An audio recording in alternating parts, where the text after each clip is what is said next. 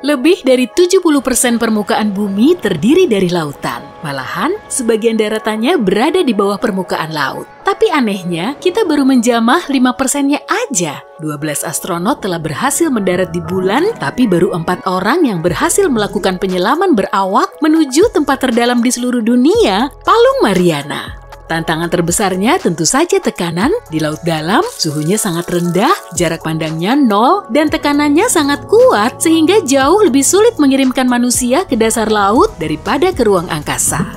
Meski nggak kasat mata, tekanan udara bisa menghimpit tubuh kita hingga sekuat seratusan gajah dewasa atau 50 pesawat jumbo jet yang menimpa kepala kita. Tekanan di dalam air 1000 kali lebih kuat daripada di darat. Sedangkan di ruang angkasa, tekanannya bisa turun sampai 0 saat kita melewati atmosfer bumi. Para ahli telah memetakan planet, tapi sampai sejauh ini mereka belum bisa memetakan dasar laut. Laut nggak bisa dipetakan dengan metode gelombang radio seperti halnya ruang angkasa, karena di situ terdapat triliunan liter air sebagai penghalang. Samudra Pasifik terus menyempit, sedangkan Atlantik makin luas. Bertahun-tahun lalu, Samudra Atlantik sama sekali belum ada dan baru terbentuk setelah Amerika Utara dan Selatan saling terpisah. Saat ini areanya terus meluas hingga 5 cm setiap tahun. Sedangkan Pasifik makin ciut aja tuh. Laut juga punya suara khas yang disebut bloop. Suara kuat berfrekuensi rendah ini bisa bikin kita langsung ngacir. Para ahli mendeteksi suara bloop pada tahun 1997, tapi setelah beberapa tahun diteliti lagi, ternyata bunyi ini berasal dari retakan gunung es yang menjauhi gletser. Di dalam laut juga ada danau dan sungai. Campuran air asin dan hidrogen sulfida bisa membentuk senyawa yang lebih padat dari perairan sekitarnya, lalu terbentuklah danau dan sungai yang mengalir di dasar laut. Air terjun terbesar di dunia, Katarak Selat Denmark, juga berada di bawah perairan Islandia dan Greenland.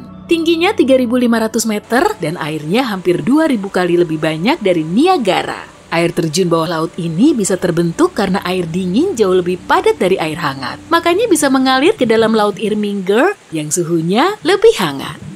Rangkaian gunung terpanjang juga tersembunyi di bawah air, namanya Mid-Ocean Ridge dan panjangnya hampir 65.000 km. Manusia baru bisa menyingkap 1%-nya saja, dan ternyata pengetahuan kita soal gunung ini masih sangat minim kalau dibandingkan dengan Mars atau Venus. Challenger Deep, bagian terdalam dari Palung Mariana, adalah jurang kecil yang berada di kedalaman 11.000 meter. Kalau dimasukkan ke Challenger Deep, puncak Everest nggak akan kelihatan dari permukaan air, malahan selisihnya masih terpaut 2 kilometer. 94% organisme hidup di air dan hampir 2/3 kehidupan laut masih belum terjamah. Berbagai spesies baru juga terus bermunculan, termasuk yang wujudnya serem-serem seperti hiu goblin, ikan fangtooth, dan hiu berjumbai. Kedalaman laut memang penuh misteri. Ada juga harta karun yang tersimpan di bawah air. Laut mengandung sekitar 20 juta ton emas, tapi kita nggak bisa mengambil ataupun menambangnya dengan budget pas-pasan. Logam mulia ini tersebar di seluruh dasar lautan, dan kalau kita bisa mengambilnya, tiap manusia di bumi akan dapat sekitar 4,08 kg emas. Koral di perairan dangkal perlu melindungi diri dari sinar matahari. Caranya dengan membentuk lapisan pelindung yang bisa menangkal paparan sinar matahari.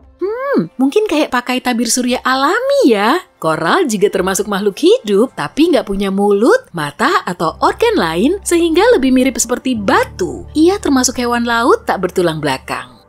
Sejumlah oksigen di bumi bersumber dari lautan, bahkan menurut para ilmuwan, jumlahnya sekitar 50-80%. Oksigen ini dihasilkan dari tumbuhan laut yang mayoritas berupa alga.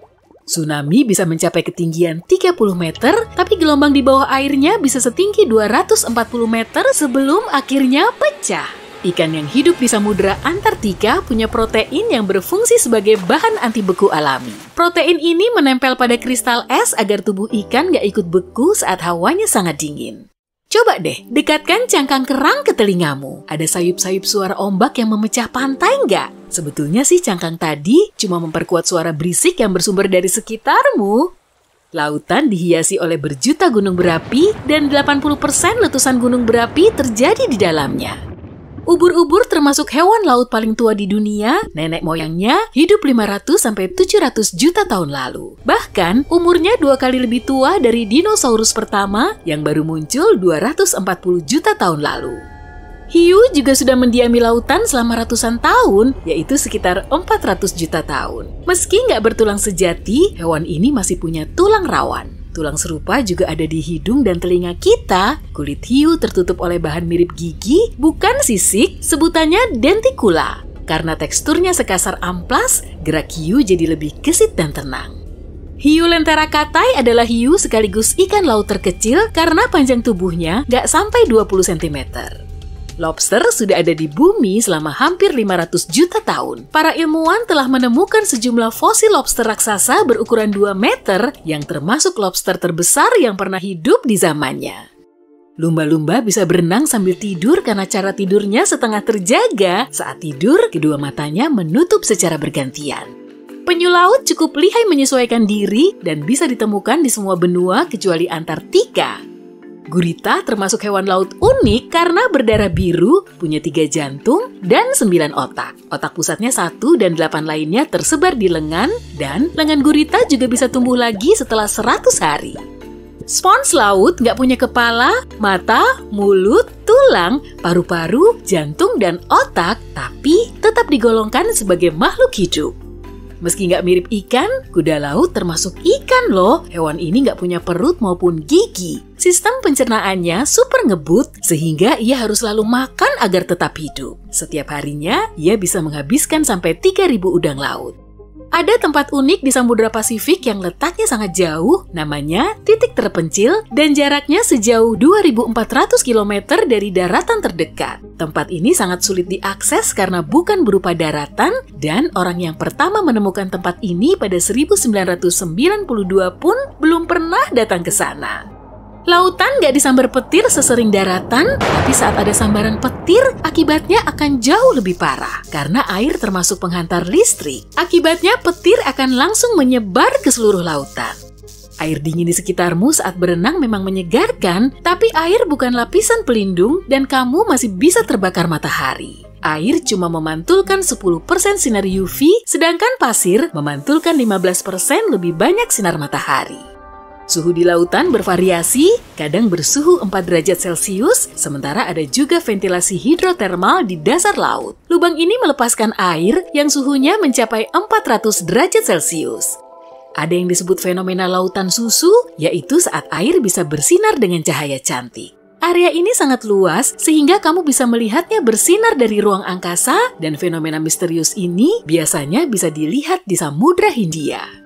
Terkadang, saat bersantai di pantai, kamu bisa melihat kilatan hijau di cakrawala. Hal ini terjadi karena atmosfer membiaskan sinar matahari saat melaluinya. Setelah itu, atmosfer menghamburkan sinarnya menjadi berbagai warna. Seperti sebuah prisma yang menghamburkan sinar, kemudian kita melihatnya sebagai pelangi kecil.